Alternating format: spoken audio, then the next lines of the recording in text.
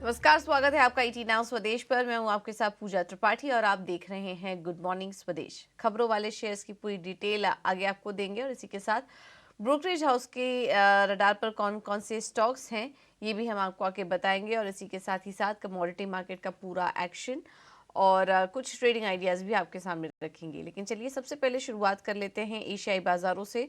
और Asian market की शुरुआत काफ़ी पॉजिटिव होते हुए नज़र आ रही है। गिफ्ट निफ्टी अगर देखेंगे तो वो हरे निशान में है और बाकी इंडाइसेस वहाँ पर भी शुरुआत अच्छी थी, लेकिन अभी थोड़ी देर पहले चीन और जापान के बाजार में कमजोरी आई है। चीन के बाजार अब 0.5% नीचे आ चुके हैं और निक्केई के बाजार में भी कमजोरी बढ़ी है, ज़्यादा नहीं लेकिन 70 अंकों की वीकनेस के साथ लाल निशान में जापान के बाजार कारोबार कर रहे हैं। हांगकांग के बाजार हरे निशान में है, करीब 1.25% ऊपर। कोरिया के बाजार भी 1.25% मजबूत है और गिफ्ट निफ्टी की बात करेंगे तो वो हरे निशान में है, लेकिन सपाट कारोबार यहाँ पर देखने को मिल रहा है। तो सुबह शुरुआत काफ़ी अच्छी हुई थी एशियाई बाजारों की, लेकिन ऊपरी स्तरों से थोड़ा यहाँ पर करेक्शन इस वक्त देखने को मिल रहा है एशियाई बाजारों की चाल में। अब ग्लोबल मार्केट से संकेत देखें तो वो काफ़ी पॉजिटिव हैं। कल हमने डाउ जोन्स में देखा था कि करीब 200 अंकों से ज़्यादा की तेज़ी देखने को मिली और S&P 500 भी 1% की तेज़ी के साथ अपने रिकॉर्ड स्तर पर बंद हुआ। 7 मार्च के बाद कल हमने वापस से देखा कि S&P 500 ने रिकॉर्ड क्लोजिंग यहाँ पर दी। काफ़ी सारे एक्शन हुए, स्पेशली टेक शेयरों में काफ़ी शानदार तेज़ी देखने को मिली कल के सेशन में, जिससे कि बाजार को सपोर्ट मिला। निविडिया के शेयर में 7% की तेज़ी, माइक्रोसॉफ्ट और मेटा जैसे स्टॉक्स 2 से 3% बढ़े। वहीं अनुमान से बेहतर नतीजे आए ओरेकल के, उसके बाद 11% की बढ़त वहां पर देखने को मिली। तो ये कुछ स्टॉक स्पेसिफिक एक्शन था, स्पेशली टेक शेयर्स, जिसके चलते हमने कल डाउ जोन्स में बढ़त देखी।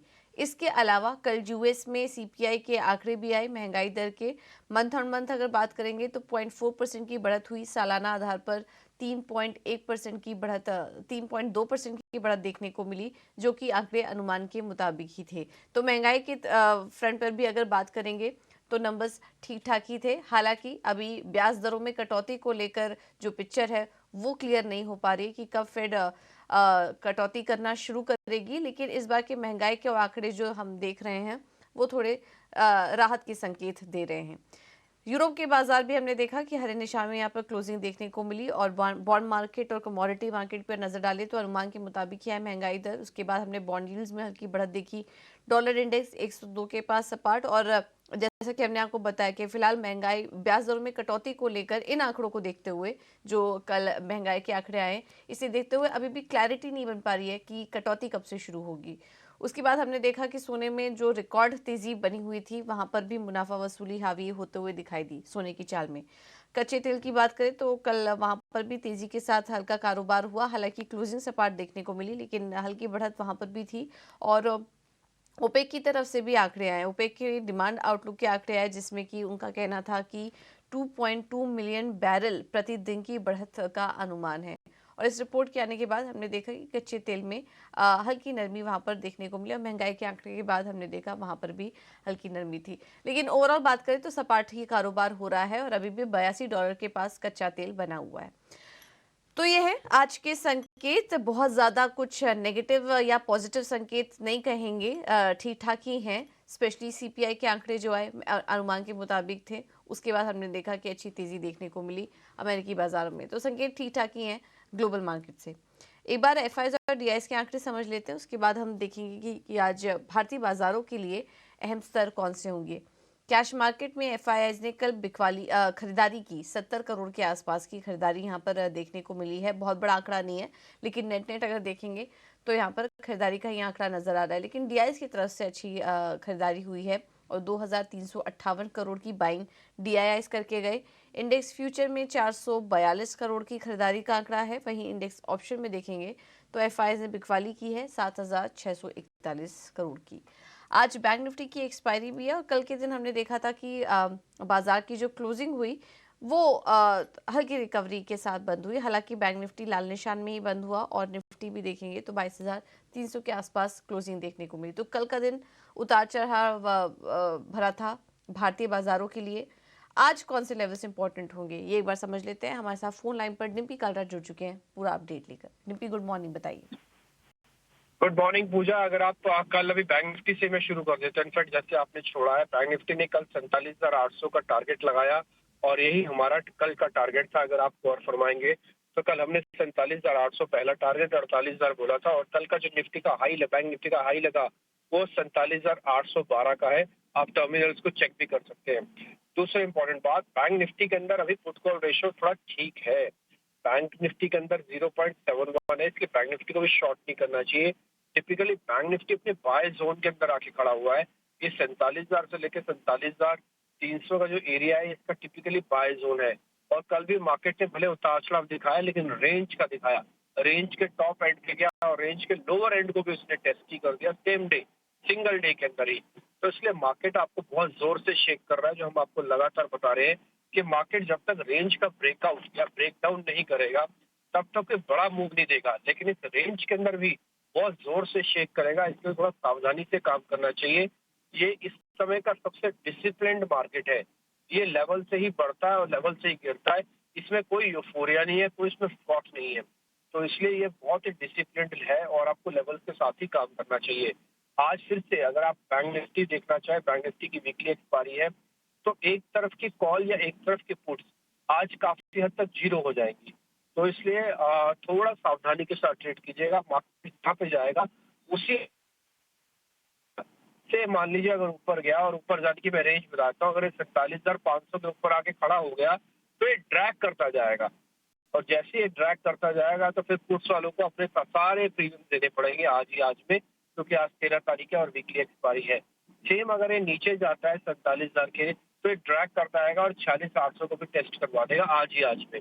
तो आपके कॉल से सारे प्रीमियम उड़ जाएंगे। तो इसलिए बैंक निफ्टी के अंदर जो ऑप्शंस प्ले कर रहे हैं या ऑप्शंस लेके बैठे हैं, वो थोड़ा ज्यादा सचेत रहे और लेवल्स के हिसाब से प्ले करें।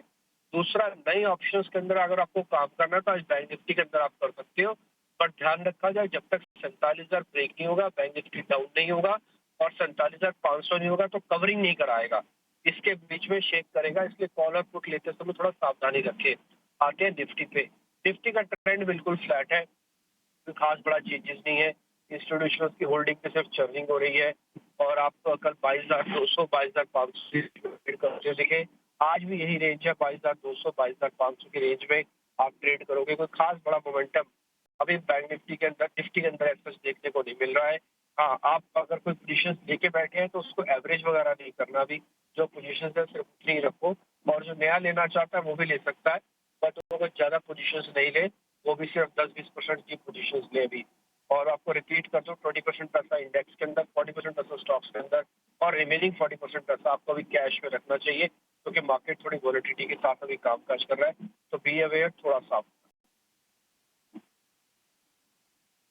ठीक है, थोड़ा सावधान रहिए। बाजार में उतार चढ़ाव बना रह सकता है। हालांकि निफ्टी एक रेंज में अभी फिलहाल दिखाई दे रहा है, लेकिन उसी रेंज में उतार चढ़ाव बना रहेगा। रेंज आपको स्क्रीन पर हम दिखा देते हैं वापस से। निफ्टी के लिए अहम सपोर्ट लेवल्स और रेजिस्टेंस लेवल्स जो इस वक्त निकल कर आ रहे हैं, वो 22,300 से 22,200 अहम सपोर्ट है और रेजिस्टेंस 22,500 उसके ऊपर निकला तो 22,650। ये एक अहम रेंज है, इसका आपको ध्यान रखना है और इसी के बीच थोड़ा उतार चढ़ाव रहेगा। वहीं बैंक निफ्टी के लिए भी आपको लेवल्स बताएं। थोड़ा डिसिप्लिन मार्केट है, लेकिन उतार चढ़ाव बना रहेगा इस मार्केट में, तो संभल के ट्रेड कीजिए। चलिए, ये तो बात हुई लेवल्स की, लेकिन रणनीति देने के लिए हमारे साथ जुड़ गए हैं एंजल वन के देवांग शाह। देवांग, बहुत बहुत धन्यवाद आपका समय देने के लिए। बताइए, निफ्टी और बैंक निफ्टी में कैसे ट्रेड करें, क्या कोई लेवल्स आप वॉच कर रहे हैं और अपने स्टॉक आइडियाज भी बताइए। Good morning. और बात करें, हमने देखा है निफ्टी एक रेंज में हमें देखने मिल रहा है, एक रेंज में हमें वॉलेटिलिटी देखने मिल रही है। तो यहाँ ट्रेडर्स को सजेशन रहेगा कि वो एक स्टॉक स्पेसिफिक ट्रेड देखे। जहाँ तक लेवल्स की बात करें, निफ्टी फ्यूचर का इमीडिएट सपोर्ट है 22,300 और रेजिस्टेंस जोन है 22,600। तो ये हमें दायरे में ही देखने मिल सकता है Nifty future. Bank Nifty future की लेवल्स की बात करें तो 47,100 का सपोर्ट है एंड 48,000 का रेजिस्टेंस जोन है बैंक निफ्टी फ्यूचर के लिए। जहां तक स्टॉक स्पेसिफिक की बात करें, फर्स्ट स्टॉक यहाँ रहेगा भारतीय एयरटेल। भारतीय एयरटेल खरीदने की सलाह रहेगी। ओवरऑल स्ट्रक्चर रखे, काफी अच्छे पैटर्न बना हुआ है। हमें लगता है कि इसमें अपसाइड और भी देखने मिल सकता है। भारतीय एयरटेल खरीदने की सलाह रहेगी। स्टॉप लॉस रखना है 1185, टारगेट है 1230। नेक्स्ट स्टॉक रहेगा बंधन बैंक। बंधन बैंक की सही करने की सलाह रहेगी। ओवरऑल चार्ट स्ट्रक्चर देख रहे तो lower top lower bottom structure में स्टॉक ट्रेड कर रहा है। एक इंपॉर्टेंट सपोर्ट जोन भी स्टॉक ने ब्रेक किया है, तो फर्दर हमें लगता है कि इसमें डाउन साइड देखने मिल सकता है। बंधन बैंक सेल करने की सलाह रहेगी। स्टॉप लॉस रखना है 193, टारगेट है 183। ठीक है, तो ये है सलाह दोनों ही शेयरों पर। बंधन बैंक में बिकवाली करके चलिए। 183 का टारगेट होगा, स्टॉप लॉस होगा 193 का। और भारती एयरटेल में आप तेजी करके चल सकते हैं। 1230 का होगा लक्ष्य, स्टॉप लॉस है 1185 का। ये कुछ ट्रेडिंग आइडियाज दिवांग की तरफ से। अब बात करते हैं खबरों वाले शेयर्स की। डिटेल्स लेकर शरद हमारे साथ जुड़ चुके हैं मुंबई स्टूडियो से। शरद, गुड मॉर्निंग, बताइए। गुड मॉर्निंग पूजा। तो सबसे पहला इंपॉर्टेंट स्टॉक जो आज रहने वाला है या स्टॉक ऑफ द डे कहे वो है आईटीसी। यहाँ पे ब्रिटिश अमेरिकन टोबैको बैट जो है लगभग 3.5% स्टेक की बिकवाली कर सकती है ब्लॉक डील के जरिए। ऑलरेडी उनका 29% स्टेक होल्डिंग है। इसका ऑफकोर्स जो वैल्यू है ऑलमोस्ट 1 लाख करोड़ के ऊपर है। इंपॉर्टेंटली जो है प्राइस बैंड है वो एक्सपेक्टेड है डील का ऑलमोस्ट 384 टू 400 रुपीज़ प्रति शेयर का है, यानी कि डिस्काउंट लगभग 5% तक मिल सकता है। अब जिस तरह थोड़ी सी उनकी होल्डिंग गिरेगी तो जो वेटेज है निफ्टी सेंसेक्स में वो थोड़ा बढ़ सकता है आईटीसी का, लेकिन इंपॉर्टेंटली ग्लोबल पैसिव इंडेक्सेस में फ्लो नहीं आएगा। पर जो डोमेस्टिक पैसिव इन्फ्लोज एक्सपेक्टेड है, क्योंकि वेटेज बढ़ने वाला है, सेंसेक्स निफ्टी दोनों मिला के नोवामा के हिसाब से $105 मिलियन का इन्फ्लोज देखने मिल सकता है। दूसरा ग्रुप ऑफ स्टॉक्स रहेगा आपके एएमसी स्टॉक्स। और हमने पता है कि एएमसी में स्पेशली स्मॉल कैप फंड्स को लेके जो रेगुलेटरी बॉडीज़ जो है कह रहे हैं कि उस पर स्ट्रेस टेस्ट करे 15 मार्च को। और धीरे धीरे अनाउंसमेंट्स भी आने लगे फंड हाउसेस से कि अपने जो स्मॉल कैप फंड्स है वहाँ पे वो लंप सम इन्वेस्टमेंट जो है वो थोड़े दिन के लिए वो स्टॉप कर रहे हैं, क्योंकि फ्रॉथ जो है मिड कैप स्मॉल कैप में दिख रहा है। ये बयान जो है एम्फी और सेबी दोनों से आया है। आईसीआईसीआई प्रू म्यूचुअल फंड ने जो है यहाँ पे लमसम पेमेंट मिड कैप और स्मॉल कैप दोनों ही स्कीम में बंद कर दिए हैं। सिर्फ एसआईपी और सिस्टमैटिक जो एसटीपी कहते हैं इन दोनों पे ही जो है अभी जो है अलाउ किया गया है। और of course Nippon India mutual fund जो लिस्टेड स्पेस में, उन्होंने भी जो है स्मॉल कैप फंड को जो है इन्फ्लोज को बंद कर दिया है। तो ओवरऑल एएमसी स्टॉक्स में थोड़ी सी सेलिंग प्रेशर भी आ सकती है, जैसे कि लिस्टेड प्लेस में आपके यूटीआई एएमसी और आदित्य बिरला एएमसी जैसे स्टॉक्स भी हैं। जुबिलेंट फूडवर्क्स का अहम कॉन कॉल था और ये जो है एक्सपेंशन को लेकर था बांग्लादेश और टर्की के रीजन्स के ऊपर। और यहाँ पे इंपॉर्टेंटली दो इंपॉर्टेंट स्टेटमेंट्स आया। मीडियम टर्म टारगेट टर्की का जो है लगभग 1250 स्टोर्स का है।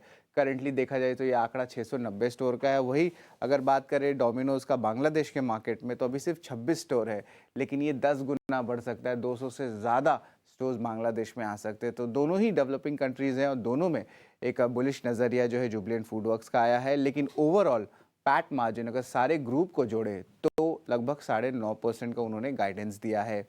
तीसरा स्टॉक रहेगा एचजी इंफ्रा। यहाँ पे जो है लगभग 709 करोड़ का जो है आंकड़ा आया है ईस्टर्न सेंट्रल रेलवे से। शैल्बी को 100% स्टेक गुरुग्राम के हीलर्स हॉस्पिटल को जो एक्विजिशन में लगाए 104 करोड़ का। लेकिन इंपॉर्टेंट बात ये भी है कि एक वैल्यू अनलॉकिंग हुई इस एक्विजिशन से उनके important golf course road Gurugram में। तो ऑफकोर्स ये जो एरिया है ये बहुत एक प्राइम रियल एस्टेट है, तो वैल्यू अनलॉकिंग होगा तो लैंड की वैल्यू भी बहुत स्ट्रांग रहेगी। तो ये ज़्यादा इंपॉर्टेंट पॉइंट है। स्टर्लिंग विल्सन भी फोकस में रहेगा। कल रिपोर्ट्स आ रही थी मीडिया की कि प्रमोटर शाहपुर जी पालोन जी लगभग 14% स्टेक की बिकवाली कर सकते हैं मार्केट में अपनी डेट कंसिडरेशन को ठीक करने के लिए ग्रुप लेवल पे। लेकिन यहाँ पे कंपनी की क्लैरिफिकेशन आई है कि ये प्रमोटर स्टेक सेल की न्यूज़ जो है बेसलेस है, इनकरेक्ट है, तो इन्होंने खारिज कर दिया इस न्यूज़ को। तो ये इंपॉर्टेंट न्यूज़ फ्लोज हैं जो आज दिन के ट्रेड में आपके फोकस में होने चाहिए। ठीक है, तो एचजी इंफ्रा, जुबिलेंट फूडवर्क्स और इसके अलावा एएमसी स्टॉक्स और आईटीसी से जुड़ी इंपॉर्टेंट खबर आ रही है। ये स्टॉक आज भी फोकस में रहेगा। बहुत बहुत शुक्रिया शरद आपका ये सारी जानकारी देने के लिए। है कमोडिटी मार्केट की रणनीति बताने के लिए हमारे साथ जुड़ गए हैं केडिया कमोडिटी से Ajay Kedia. Ajay ji, thank you so much समय देने के लिए। सबसे पहले तो सोने चांदी से शुरुआत कीजिए, वहां पर कैसे ट्रेड करें आज? वेरी गुड मॉर्निंग पूजा जी। डेफिनेटली पिछले हफ्ते की बड़ी तेजी के बाद कल के सेशन में हम सोमवार के सेशन में एक सीमित दायरे में मार्केट को ट्रेड करते हुए देखा। और कल हमने देखा मार्केट में एक प्रॉफिट बुकिंग आई, जिस ढंग से इन्फ्लेशन के नंबर के बाद हमने देखा डॉलर में जो उछाल आया उसका दबाव था। वैसे देखा जाए तो लॉन्ग टर्म व्यू तो डेफिनेटली सोने चांदी में पॉजिटिव का रहेगा, बट कहीं ना कहीं एक प्रॉफिट बुकिंग आता हुआ दिखाई दे रहा है। तो कल की गिरावट के बाद आज भी ये गिरावट कंटिन्यू रह सकती है। 65,700 पे गोल्ड को बेच के चलिए, 65,900 का स्टॉप लॉस रखिए, 65,350 तक के टारगेट हम गोल्ड में देख पाएंगे। ठीक है, तो यह है सलाह गोल्ड पर। और क्रूड में अजय आपकी क्या सलाह होगी? देखिए, क्रूड काफी इंपॉर्टेंट झंझट पे है। मार्केट 85 के ऊपर ब्रेंट नहीं जा पा रहा है, ना ही 80 के ऊपर WTI जा पा रहा है। डोमेस्टिक मार्केट में भी 63 से 6600 का एक ब्रॉडर रेंज में मार्केट आ चुका है। कल ओपेक का जो डिमांड फोरकास्ट आया है, यहाँ पे हमने देखा कि कहीं ना कहीं बताया जा रहा है कि जो ऑयल की डिमांड है 2.25 मिलियन बैरल से 2024 में और 1.85 मिलियन बैरल का 2025 में रहेगी, जो प्रीवियस एस्टिमेट को अनचेंज रखता है। तो कुल मिला के मार्केट एक दायरे में ही है। अनलेस एंड अनटिल कोई जियोपॉलिटिकल कंसर्न और ज्यादा एस्केलेट नहीं होता है या 6600 के ऊपर जब तक नहीं जाता है, मार्केट एक दायरे में है। इसी दायरे को देखते हुए 6500 के करीब बेचना चाहिए, 6570 का स्टॉप लॉस रखिए। लिमिटेड डाउनसाइड रहेगा, जो 6400 तक का लेवल हम देख पाएंगे कच्चे तेल में। ओके, तो दायरे में रह सकता है। 6500 के पास बिकवाली करके चलिए और दायरे को, रेंज को प्ले कीजिए।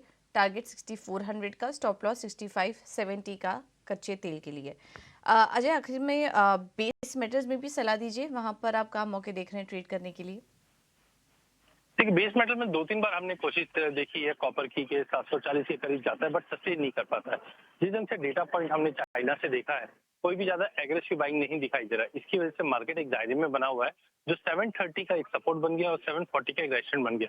अनलेस अनटिल ये रेंज नहीं ब्रेक करता, मार्केट दायरे में रहेंगे। तो कल के जैसे ही मुझे लगता है कि जो रैली आई है वो अप साइड में सस्टेन नहीं करेगी और हायर साइड के अंदर हम 730, 850 के करीब कॉपर को बेच सकते हैं। जब तक 740, 41 के ऊपर सस्टेन नहीं करता है, नीचे में वापस 730 to 50 तक का लेवल मिल सकता है। ओके, तो कॉपर में भी बिकवाली करने की सलाह 732 के लक्ष्य के लिए। थैंक यू अजय, आपका समय देने के लिए और ये रणनीति सुझाने के लिए। तो सोने में आप बिकवाली करके चल सकते हैं। काफ़ी शानदार रैली यहाँ पर देखने को मिली, लेकिन इस करेक्शन को आप प्ले कीजिए 65,350 के टारगेट के लिए। इसके अलावा कच्चे तेल में और कॉपर में भी बिकवाली करने की सलाह। चलिए, ये तो बात हुई कमोडिटी मार्केट की, लेकिन अब बात करेंगे ब्रोकरेज रिपोर्ट्स की। और ब्रोकरेज हाउस के रडार पर कौन कौन से स्टॉक्स हैं, ये बताने के लिए हमारे साथ गौरव जुड़ चुके हैं। गौरव, गुड मॉर्निंग, बताइए। जी गुड मॉर्निंग। तो सबसे पहले बात करते हैं एवेन्यू सुपरमार्ट की, जहाँ पे मॉर्गन स्टैनली ने अपना ओवरवेट रेटिंग मेंटेन करते हुए टारगेट प्राइस जो है वो 4,471 रुपीज़ का दिया है। तो उनका मानना यह है जो डीमार्ट रेडी प्लेटफॉर्म है उनका, वो एक क्विक कॉमर्स डिलीवरी प्लेटफॉर्म से तो हम कंपेयर नहीं कर सकते, बट अगर हम पीएस से अगर इसे कंपेयर करें तो प्राइसिंग स्ट्रैटेजी और SKU अवेलेबिलिटी में काफ़ी अच्छे से आउटपेस कर रहा है। उसके अलावा डीमार्ट की जो वैल्यू फोकस्ड पोजीशन है वो काफ़ी अच्छे से डीमार्ट ने मेंटेन कर रखा है। और आखिर में अगर डिलीवरी भी अगर कंपेयर करें हम ई-कॉमर्स प्लेयर्स के साथ, तो काफ़ी अच्छे से डीमार्ट रेडी प्लेटफॉर्म जो है वो आगे बढ़ रहा है और इसीलिए ये एक बुलिश व्यू हमें देखने को मिल रहा है मॉर्गन स्टैनली की तरफ से। अगली बात करते हैं जुबिलेंट फार्मा की, जहाँ पे मैक्वेरी ने अपना अंडर परफॉर्म रेटिंग बरकरार रखते हुए टारगेट प्राइस जो है वो 320 रुपीज़ का दिया है। तो फिलहाल में ही कंपनी ने एक कॉल रखा था, जहाँ पे उन्होंने इंटरनेशनल एक्विजिशन जो किया था टर्की और बांग्लादेश में, उसके अगेंस्ट कुछ अपडेट जो है वो शेयर किए थे शेयर होल्डर्स के साथ। और इसी के ऊपर मैक्वेरी का मानना यह है कि कहीं पे सिनर्जीज के ऊपर काफ़ी होपफुल रह रही है कंपनी, और काफ़ी जाके मीडियम टर्म में भी कॉन्फिडेंस जो है वो काफ़ी अच्छा दिख रहा है कंपनी का दोनों बिजनेसेस को लेके। बट अगर हम टर्की के बिजनेस की बात करें तो वहाँ पे हमें करेंसी डिप्रिसिएशन देखने को मिल रहा है, जो कि की रिस्क रहेगी कंपनी के लिए, और इसीलिए एक बेरिश व्यू हमें देखने को मिल रहा है, जहाँ पे टारगेट प्राइस 320 रुपीज़ का दिया है मैक्वेरी ने। और इसी के चलते हुए CLSA ने भी अपना टारगेट प्राइस जो है वो 439 रुपीज़ का देते हुए सेल रेटिंग जो है वो बरकरार रखा है। अगली बात करते हैं ITC की, जहाँ पे मॉर्गन स्टैनली की सबसे पहले बात करें तो ओवरवेट रेटिंग मेंटेन करते हुए टारगेट प्राइस उन्होंने 491 रुपीज़ दिया है, क्योंकि जैसे कि हमें पता है कि एक बड़ा स्टेक होल्डर जो है ब्रिटिश अमेरिकन टोबैको, वो अपना स्टेक बेचने वाला है। और इसी के चलते हुए मॉर्गन स्टैनली का मानना यह है कि ये स्टेक सेल के बाद काफ़ी क्लियरिटी आएगी स्टॉक प्राइस में, क्योंकि अगर कंपनी का अर्निंग्स परफॉर्मेंस की बात करें तो कंपनी का परफॉर्मेंस जो है वो काफ़ी स्ट्रॉन्ग रहेगा। और आगे जाके भी कंपनी को, मतलब मॉर्गन स्टैनली को ऐसे भरोसा है कि सिगरेट टैक्स के एनवायरनमेंट में कहीं पे हमें मॉडरेशन देखने को मिल सकता है। नॉन सिगरेट बिजनेस में भी काफ़ी अच्छा स्केल अप हो रहा है और वैल्यूएशंस भी काफ़ी रीजनेबल है, और इसीलिए ये एक बुलिश व्यू हमें देखने को मिल रहा है। और ये वैल्यूएशंस के चलते हुए ही अगर दूसरे ब्रोकरेजेस हाउसेस की बात करें तो गोल्डमैन सैक्स ने जैसे बाय रेटिंग मेंटेन करते हुए टारगेट प्राइस जो है वो 480 रुपीज़ का दिया है। HSBC ने भी अपना बाय रेटिंग जो है वो अपग्रेड करते हुए टारगेट प्राइस 480 80 रुपीज़ का दिया है और CLSA ने भी कहीं पे रेटिंग जो है वो बाय रेटिंग पे अपग्रेड करते हुए टारगेट प्राइस जो है वो 468 रुपीज़ का दिया है। तो एक बुलिश व्यू हमें ITC में भी देखने को मिल रहा है वैल्यूएशंस के बेसिस पे, और इसीलिए इन्हीं सब कंपनीज़ पे हमारी नज़र बनी रहेगी। ठीक है, तो आईटीसी पर पॉजिटिव रिपोर्ट्स निकल कर आ रही हैं और बाकी आज हम देख रहे हैं कि एफएमसीजी स्टॉक्स काफ़ी ज़्यादा फोकस में, जुबिलेंट फूड पर भी कुछ रिपोर्ट्स आ रही है, तो ये कुछ स्टॉक्स हैं जिन पर कि आप नज़र रखिए। बहुत बहुत शुक्रिया गौरव आपका ये पूरी डिटेल्स देने के लिए। चलिए फिलहाल इस बुलेटिन में इतना ही। एक